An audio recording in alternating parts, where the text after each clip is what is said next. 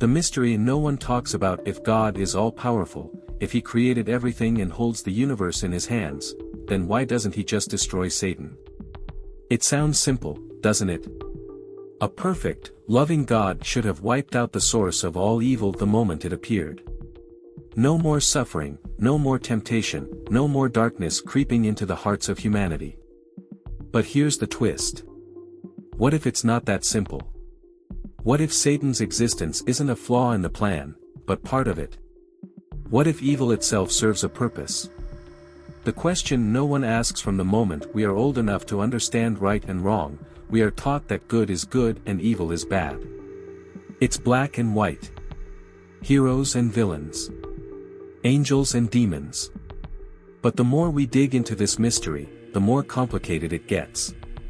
The Bible tells us that Satan was once an angel, Lucifer, a being of immense beauty and power.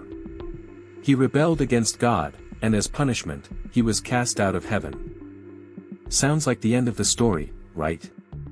Wrong. Satan wasn't destroyed. He wasn't erased from existence. Instead, he was allowed to roam free. Why? Why would God let the enemy of all that is good continue to exist? Is it because Satan is too strong? Impossible. The God who spoke galaxies into existence could erase him with a single thought. Is it because God doesn't care? Again, impossible. The Bible constantly speaks of God's justice and love. So, what's the real answer? The truth might be far more mind-blowing than you ever imagined. A world without darkness. Let's play a little thought experiment. Imagine a world where there is no evil, no lies, no pain, no suffering. A world where every person is forced to do what is good, not because they chose to, but because they have no other option. Would that really be a world of goodness? Think about it. How would you know what kindness is, if cruelty never existed? How would you recognize love, if betrayal never broke a heart? How would you appreciate light, if there had never been darkness? This is where things start to shift. What if we can only understand and appreciate true goodness because evil exists? What if evil isn't just a problem to be erased, but a contrast that makes goodness meaningful? If Satan had never fallen? If humanity had never been given a choice between right and wrong? Would love, loyalty, and righteousness even mean anything? God could have created a world where no one could sin. But in doing so, he would have created a world where no one could truly choose him. And that changes everything. The grand design. Here's something that might shock you. Satan is not some rogue force outside of God's control. Yes, he is evil. Yes, he is the deceiver. Yes, he seeks to corrupt and destroy. But in ways we may never fully comprehend, God allows it. Not because he is powerless to stop it. Not because he enjoys suffering. But because, somehow, even the existence of Satan fits into his greater plan. A plan that involves choice. A plan that ensures love is real. A plan that ultimately leads to victory. But before we get ahead of ourselves, let's go back to where it all began. To the moment Lucifer fell. To the moment when darkness was born. To the moment that changed everything. What really happened when Satan fell from heaven? The fall of Satan, what really happened? Imagine a time before time itself. A reality before the universe was even created.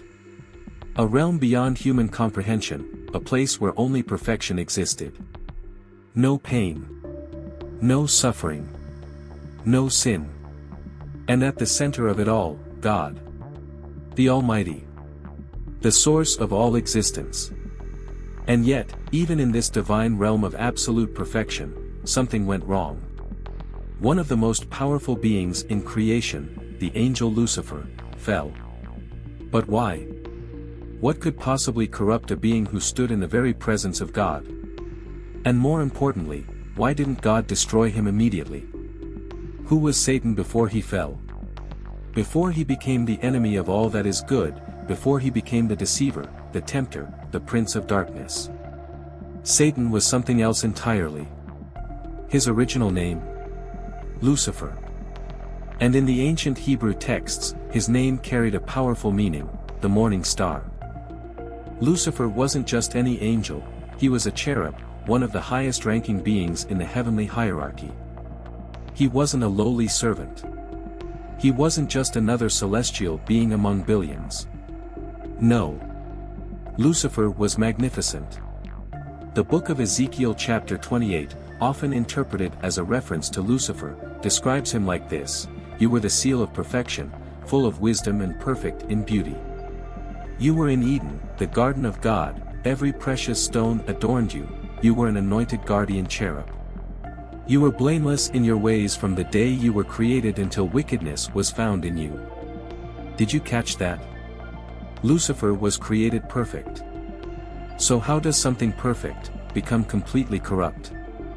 The answer is found in one deadly poison: pride. Lucifer's downfall wasn't just a small mistake. It was the first act of defiance against God in all of history. It was the moment when sin was born. The book of Isaiah chapter 14 gives us a glimpse into Lucifer's thoughts before his fall: "I will ascend to the heavens, I will raise my throne above the stars of God.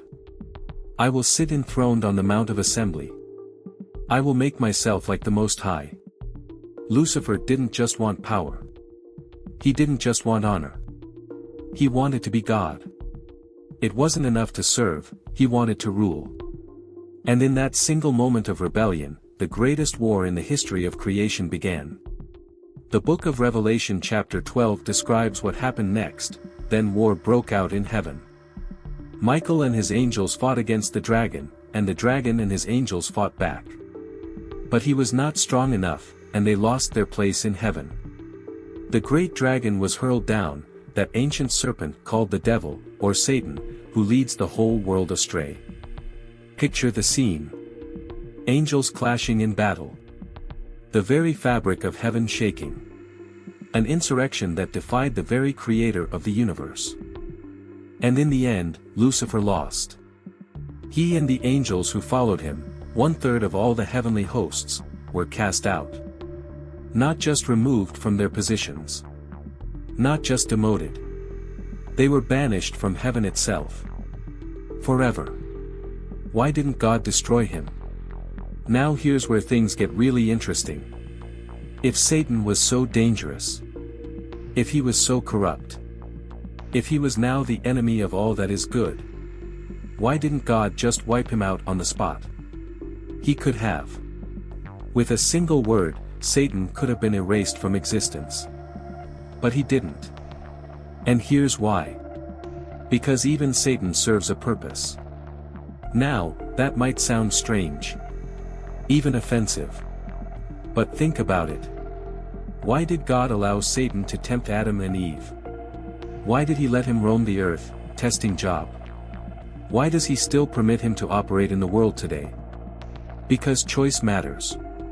The Protestant, specifically Reformed, view suggests that Satan wasn't just cast out. He was left to serve as part of God's greater plan. Not because God is weak. Not because he enjoys suffering. But because Satan's existence ensures that humanity has a choice. Without Satan, would humanity have truly understood what it means to obey God? Without temptation, would love and faith mean anything at all? You see, real loyalty isn't tested in times of peace. Real love isn't proven when there's no other option. It's when we face the choice between good and evil, between God and temptation, that our faith becomes real. What the Bible tells us about Satan's role, even Jesus himself acknowledged Satan's influence on this world. In Luke chapter 10, verse 18, Jesus says, "I saw Satan fall like lightning from heaven." In 2 Corinthians chapter 4, verse 4, Paul calls Satan the god of this world, meaning he holds influence over those who reject the truth. In 1 Peter chapter 5, verse 8, it warns, "Be alert and of sober mind. Your enemy the devil prowls around like a roaring lion looking for someone to devour." Satan is still here. Not because he is stronger than God. Not because God has lost control, but because his presence serves a purpose. He tempts. He deceives. He pushes humanity to make a choice. And through that choice, comes something far greater. Satan's fall was not the end of the story. It was the beginning of a much greater conflict. A conflict that spans history. A battle between darkness and light. A test that every human soul must face. And most importantly, a battle that has already been won. Because the day will come when Satan's time runs out. The day will come when the same God who cast him out of heaven will cast him into eternal judgment. But that's a story for another time. Because before we get to the end, we need to ask something even more important. Why does evil exist at all? Why does a loving God allow suffering? And what does that mean for you, and for me? Why does evil exist at all? Close your eyes for a moment. Imagine a world with no pain. No crime. No suffering. No evil. A world where everything is always good, always perfect. It sounds like paradise, doesn't it? But now, think deeper. If you had never felt cold, would you appreciate warmth? If you had never been hungry, would food taste as satisfying? If you had never seen darkness, would you even recognize light? Here's the question no one dares to ask: could goodness exist, if there was nothing to contrast it against? This is the mystery of evil.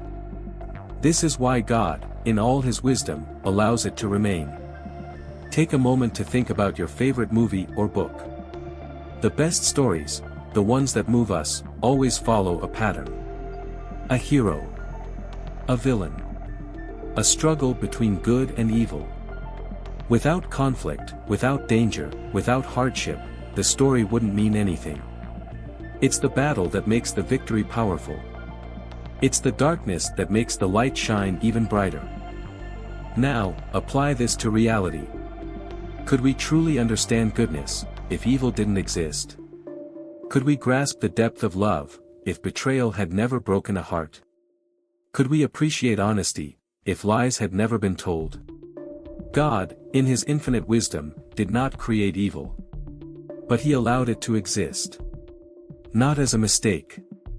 Not as an accident. But as a contrast. Because without choice, without the possibility of turning away, there is no such thing as real goodness. Now, here's where things get personal. You've probably heard it before: if God is so loving, why does he allow suffering? But let's turn that question around. Would a world without suffering be a world where love and faith could truly exist? Think about this: love that is forced isn't love at all. Loyalty that is programmed has no meaning. If God had designed a world where no one could sin, where no one could turn away from him, then we wouldn't be humans. We'd be puppets. Mindless beings, following a script. And a God who desires real love could never allow that. So, he gave us a gift. A gift so powerful, so dangerous, that it could change eternity. That gift? Free will. From the very beginning, God gave humanity a choice. In the Garden of Eden, he placed two trees, one represented life with him. The other? The knowledge of good and evil. God warned Adam and Eve. You are free to eat from any tree in the garden, but if you eat from the tree of the knowledge of good and evil, you will surely die. Notice something. God didn't block the tree off. He didn't remove it. He gave them a choice. Because real faith, real love, can only exist when there is an alternative. And the moment they chose disobedience, something changed. Not just in them. Not just in the world. But in all of history. Evil entered. And with it, came suffering, pain, and death. But it also brought something else. Ask yourself, would you be the same person today, if you had never faced hardship? Would you be as strong, if you had never struggled? Would you be as wise, if you had never made mistakes? Think about the people who inspire you the most. Are they the ones who have lived easy, painless lives? Or are they the ones who have overcome? The ones who have walked through fire, and emerged stronger? Romans chapter 5, verses 3 through 4 says, "We rejoice in our sufferings, because suffering produces perseverance, perseverance, character, and character, hope. Without trials, there is no perseverance. Without perseverance, there is no character. Without character, there is no hope." Evil forces us to grow. It pushes us. It tests us. It makes us choose who we really are. And through that struggle, through that refining fire, we discover something incredible. Let's go back to the beginning. Why does God allow evil? Because without it, there would be no choice. And without choice, there would be no love. Evil exists. Not because God is powerless. Not because he doesn't care. But because he is creating something greater than we can imagine. A world where every soul has the freedom to choose him. A world where goodness is real because it is chosen. A world where faith is tested, and proven genuine. And one day, when the battle is over, when the choice has been made, God will erase evil forever. But until then, we are in the story. A story of struggle. A story of redemption. A story that has a victorious ending. The only question is, what will you choose? When evil led to good, shocking biblical examples, we fear evil. We avoid suffering. We run from pain. And yet, what if some of the worst moments in history actually led to the greatest good? What if evil itself, though corrupt, though destructive, has, at times, been a tool in the hands of God? Seems impossible, doesn't it? But the Bible gives us proof. Time and time again, evil men did evil things, yet God used their actions to bring about something far greater. From betrayal, came salvation. From suffering, came strength. From injustice, came redemption. And today, we're going to look at 3 stories. Stories where darkness led to light. It began with a man. A man who walked with Jesus. A man who ate with him, traveled with him, called him Rabbi. His name was Judas Iscariot. For 3 years, he stood beside Christ. He witnessed miracles. He heard the words of life spoken from the mouth of God himself. And yet, he betrayed him. 30 pieces of silver. That was the price of Jesus' life. Judas, driven by greed, led the religious leaders straight to the Son of God. With a simple kiss, he handed over the Messiah. And just like that, the greatest injustice in history was set into motion. Jesus was arrested. Falsely accused. Mocked. Beaten. Tortured. And then, crucified. The Son of God, nailed to a cross. The very hands that healed the sick, pierced with iron. The very voice that spoke creation into existence, silenced in agony. Evil had won. Or so it seemed. Because in that moment, something incredible was happening. Through betrayal, came redemption. Through suffering, came victory. Through death, came eternal life. Isaiah chapter 53, verse 5 says, "He was pierced for our transgressions, he was crushed for our iniquities, the punishment that brought us peace was on him, and by his wounds we are healed." Judas thought he was destroying Jesus. Satan thought he was stopping salvation. But instead, they played right into the hands of God's divine plan. Because without the betrayal, there would be no crucifixion. Without the crucifixion, there would be no resurrection. And without the resurrection, there would be no salvation. The greatest act of evil in history became the greatest act of love the world has ever known. A man who lost everything, and found more than he ever imagined. Now, let's go further back in time. To a man who had everything: wealth, health, a loving family. His name: Job. He was righteous. He was faithful. And yet, in a single moment, his world collapsed. His wealth gone. His children dead. His body covered in painful sores. All that he had was taken from him. And why? Because of a conversation in heaven.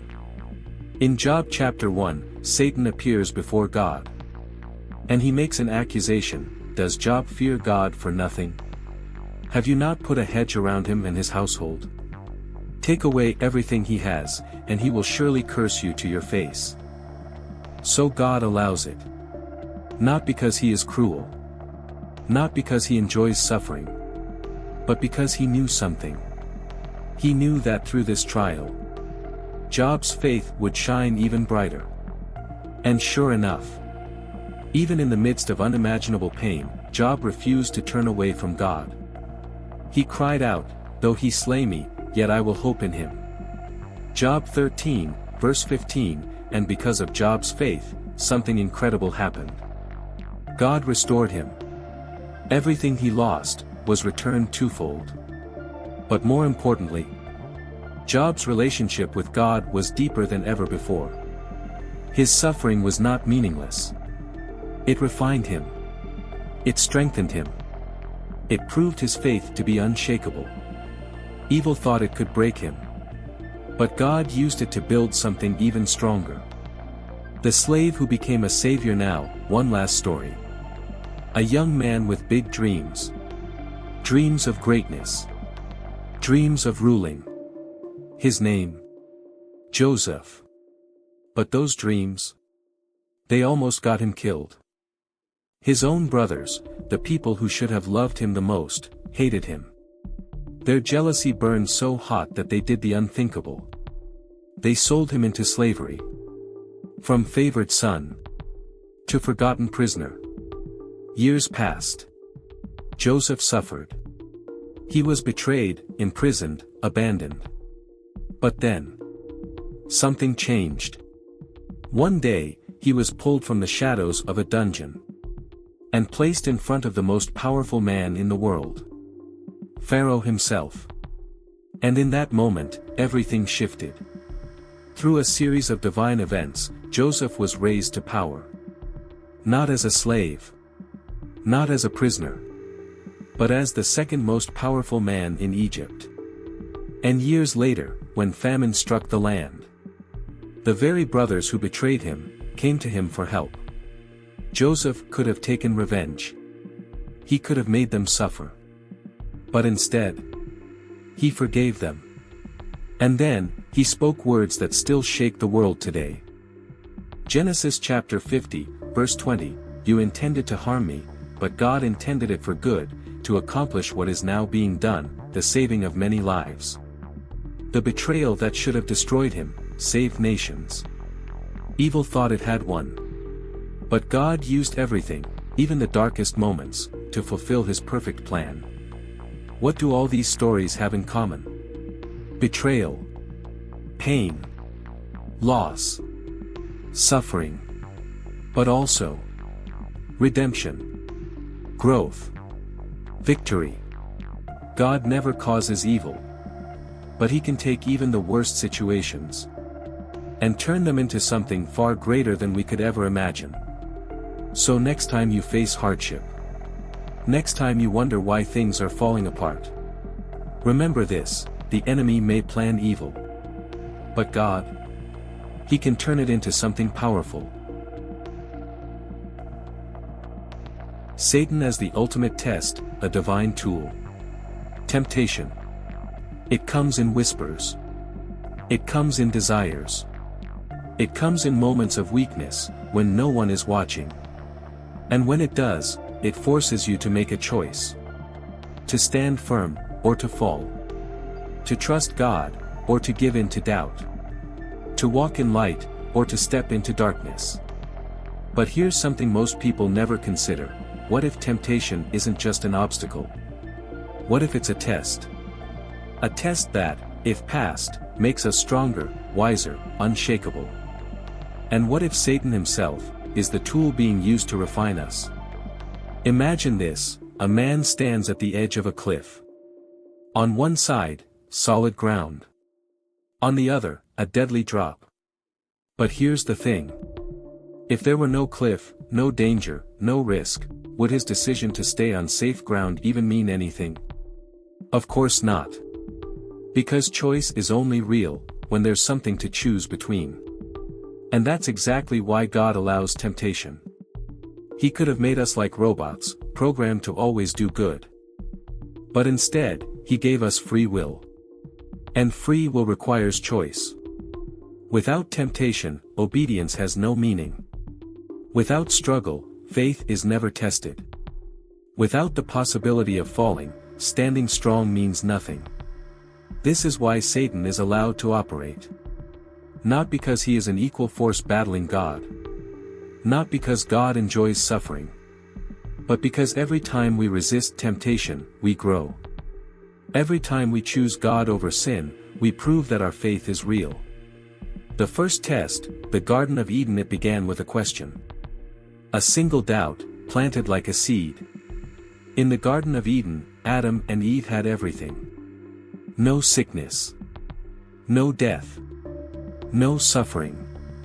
And yet, Satan found a way in. He didn't use force. He didn't attack with weapons. He used deception. Did God really say? Those 4 words changed history. Because Eve was faced with a choice.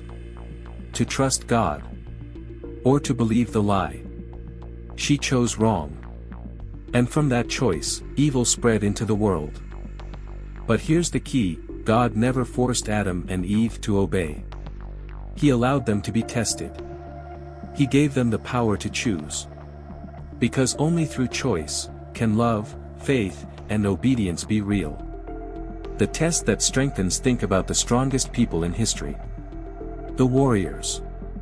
The leaders. The survivors. Are they the ones who lived easy, comfortable lives? Or are they the ones who faced trials and overcame? The same is true for faith. Faith that is never tested is weak. Faith that faces fire comes out stronger than steel. James chapter 1, verse 12 says, "Blessed is the one who perseveres under trial, because having stood the test, that person will receive the crown of life that the Lord has promised to those who love Him." Every temptation resisted makes you stronger. Every battle fought makes you wiser. Every test endured brings you closer to God. The trial of Job, when Satan was given permission to attack, few men have ever suffered like Job. One moment, he had everything: wealth, health, family, respect. Then, in a single day, his possessions gone. His children dead.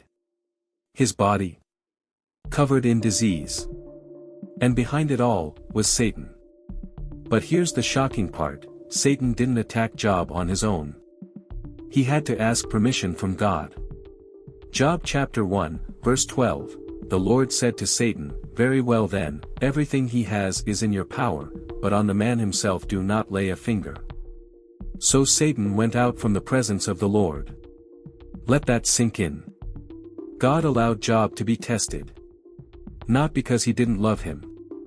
Not because he wanted him to suffer. But because he knew that Job's faith would remain. That Job's character would be refined. That Job's story would inspire generations. Satan thought he was destroying Job. But in reality, he was making him into a legend. Now, let's talk about the greatest test of all. Jesus. For 40 days, he was alone in the wilderness. No food. No comfort. No help. And that's when Satan came. The enemy saw his chance. "If you are the Son of God, tell these stones to become bread." A test of hunger. Throw yourself down. The angels will catch you. A test of pride. Bow to me, and I will give you all the kingdoms of the world. A test of power. And yet, Jesus stood firm. He resisted. He proved that he was worthy to take the sins of the world. Because if Jesus had failed, there would be no salvation, no cross, no resurrection. The lesson for us: if Jesus was tested, if Job was tested, if every great person of faith has been put through trials, then why do we expect life to be easy? 1 Peter chapter 5, verse 8 says, "Be alert and of sober mind. Your enemy the devil prowls around like a roaring lion looking for someone to devour." Satan will attack. Temptation will come. The test is not optional. But here's the good news, 1 Corinthians chapter 10, verse 13, God is faithful, He will not let you be tempted beyond what you can bear. But when you are tempted, He will also provide a way out so that you can endure it. God never allows a test without also providing a way to pass it. Every battle you fight makes you stronger. Every temptation resisted makes you wiser. Every trial endured makes you more like Him. Because in the end, faith that is tested, is faith that cannot be broken. The end of Satan. What does the Bible say? Every war has an ending. Every kingdom that rises, eventually falls. Every villain meets their judgment. Satan is no different. For centuries, he has tempted, deceived, and corrupted. He has built empires on lies and fueled the flames of war. He has whispered doubts into the ears of humanity and led countless souls astray. But his reign of terror will not last forever. The Bible is clear: Satan will be defeated. Satan will be judged. Satan will be destroyed. The question is not if, but when. And more importantly, why is God waiting? Why not end it now? Why allow Satan to continue his work for so long? Why permit this cosmic battle to rage on? To find the answers, we must look to the final book of the Bible. The book of Revelation. The Bible paints a clear picture of Satan's final fate. In Revelation chapter 12, we see a great war in heaven. Then war broke out in heaven. Michael and his angels fought against the dragon, and the dragon and his angels fought back. But he was not strong enough, and they lost their place in heaven. The great dragon was hurled down, that ancient serpent called the devil, or Satan, who leads the whole world astray. He was hurled to the earth, and his angels with him. This war has already happened. Satan was already cast down. But his story doesn't end there. Because he is still fighting. Still deceiving. Still waging war against God's people. And then comes the end. Revelation chapter 20, verse 10 gives us the final verdict, and the devil, who deceived them, was thrown into the lake of fire and sulfur, where the beast and the false prophet were. They will be tormented day and night forever and ever. No more battles. No more temptation. No more rebellion. Just judgment. The devil will be defeated, permanently. But here's the question: if God already knows how this ends, why does He allow it to continue? Why doesn't God destroy Satan now? This is where the mystery deepens. God is all-powerful. With a single word, He could erase Satan from existence. With a single thought, He could wipe out all evil. So why does He wait? Why does He allow suffering to continue? The answer is found in God's greater plan. 2 Peter chapter 3, verse 9 gives us a clue: the Lord is not slow in keeping His promise, as some understand slowness. Instead, He is patient with you, not wanting anyone to perish, but everyone to come to repentance. God is waiting, because of us. If He ended everything now, how many more souls would be lost? How many more people would never have the chance to choose Him? How many more would never turn away from sin? You see, Satan is already condemned. His fate is sealed. His end is certain. But for humanity, the door is still open. And every moment that God delays Satan's destruction is a moment that someone else has the chance to be saved. The final judgment, a time of separation. There will come a day when the delay is over. When God says, enough. When the battle reaches its final hour. When evil is judged once and for all. Revelation chapter 20, verses 11 through 15 describe the great white throne judgment. Then I saw a great white throne and him who was seated on it. The earth and the heavens fled from his presence, and there was no place for them. And I saw the dead, great and small, standing before the throne, and books were opened. Another book was opened, which is the book of life. The dead were judged according to what they had done as recorded in the books. This is the moment when every person will stand before God. Every sin, every action, every choice will be laid bare. For those who belong to Christ, there is mercy. For those who have rejected him, there is judgment. And for Satan, eternal destruction. The deceiver will be no more. His lies will be silenced. His power will be stripped away. And evil will be no more. After Satan's defeat, everything changes. Revelation chapter 21, verses 3 through 4 tell us, look. God's dwelling place is now among the people, and he will dwell with them. They will be his people, and God himself will be with them and be their God. He will wipe every tear from their eyes. There will be no more death or mourning or crying or pain, for the old order of things has passed away. No more suffering. No more fear. No more sin. Just pure, eternal life with God. A new heaven. A new earth. A new beginning. And this time, evil will never return. Because the battle will be over. Forever. So now, the question is no longer about Satan. His fate is already decided. The real question is, where do you stand?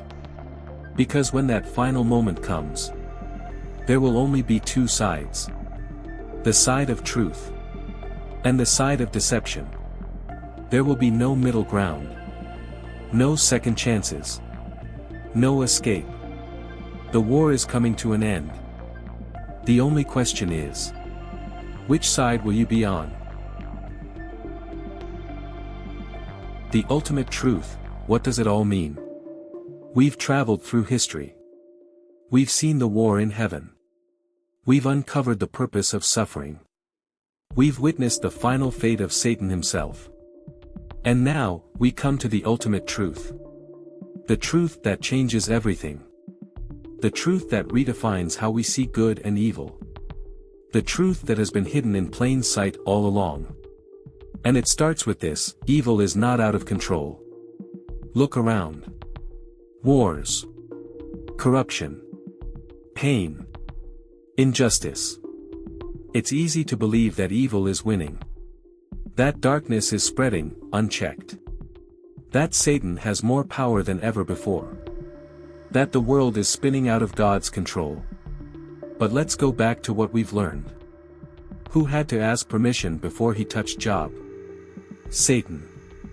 Who thought he was ending Jesus, but actually set salvation into motion? Satan. Who believes he is deceiving the nations, yet is unknowingly fulfilling the prophecies written thousands of years ago? Satan. The truth? Satan is not in control. He never was. He never will be. Even when he thinks he is winning. God is using his every move to accomplish something greater. Free will, the gift that defines us. But this brings us to another question. If God is truly in control, why does he allow us to make choices? Why let humanity turn against him? Why give us the ability to sin? Because without free will, we would not be real. We would not be capable of love. We would not be capable of loyalty. We would not be capable of worship that means anything at all. Think about it. If someone is forced to love you, is it really love? If someone is programmed to obey, is it really faith? Of course not. True love requires choice.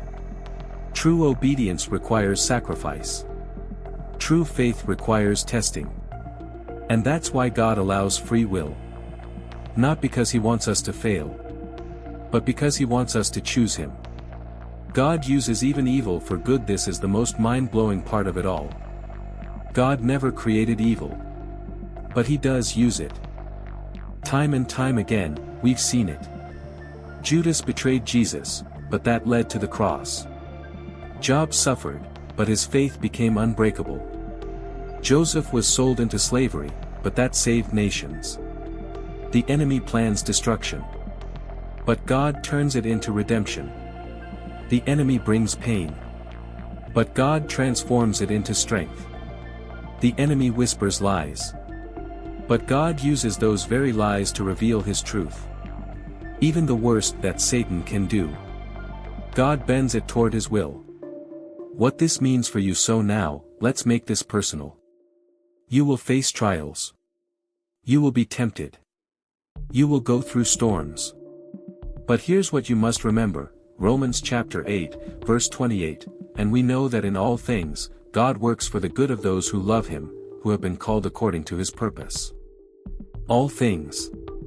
Not some. Not most. All. Even the pain. Even the struggles. Even the moments when it feels like everything is falling apart. God is still working. And He is not done with you yet. So now, we stand at the end of the journey. The war between good and evil. It's already been won. The fate of Satan. Already sealed. The victory of God. Guaranteed. But there is still one thing left unresolved. Your choice. Because you are not a puppet. You are not a spectator.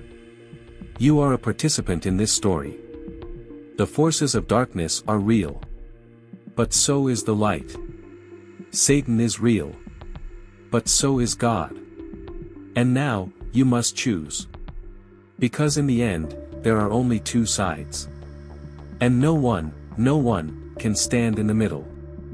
But here's the good news. For those who choose God. For those who stand firm. For those who hold on to faith even in the fire.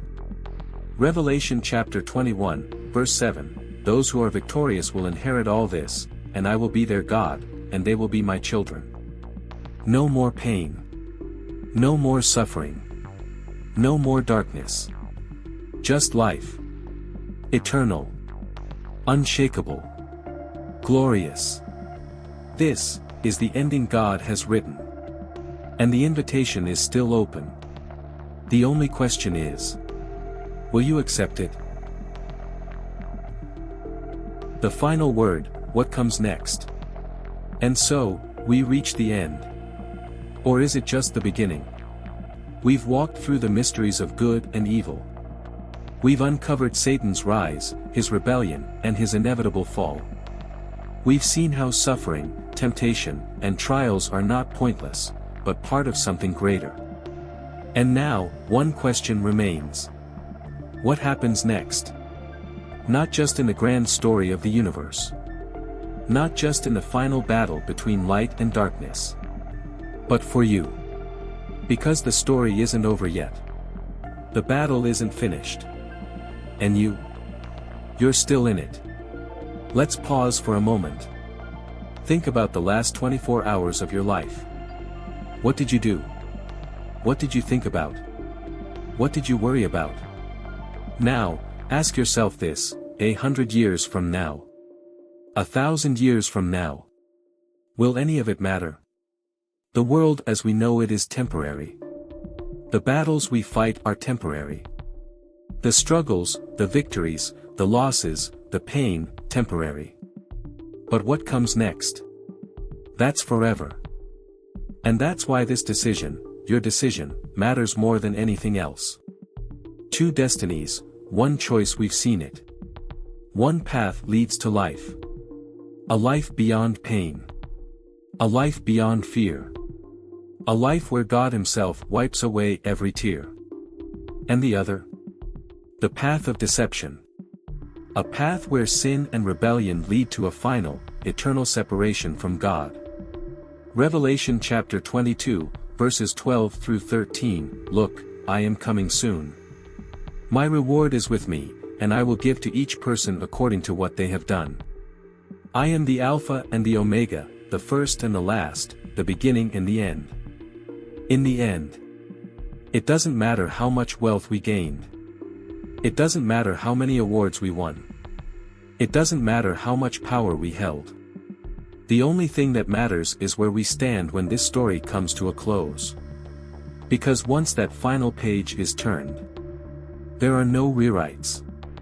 For those who choose God, who stand firm, who trust in Him, the future is beyond imagination.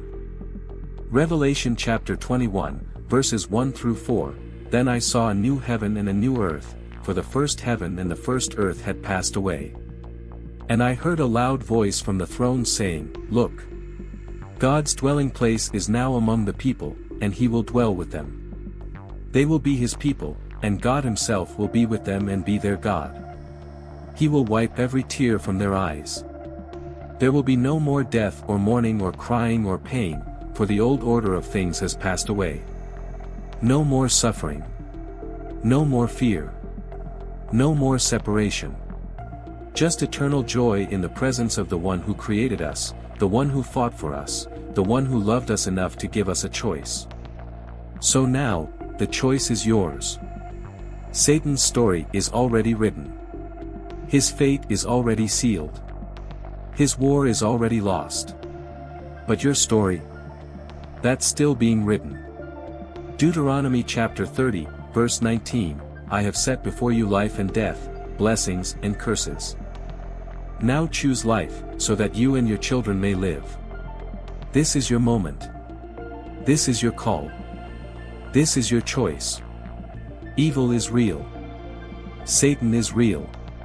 But God is greater. And He has already won. Now, the only question left is, whose side will you stand on?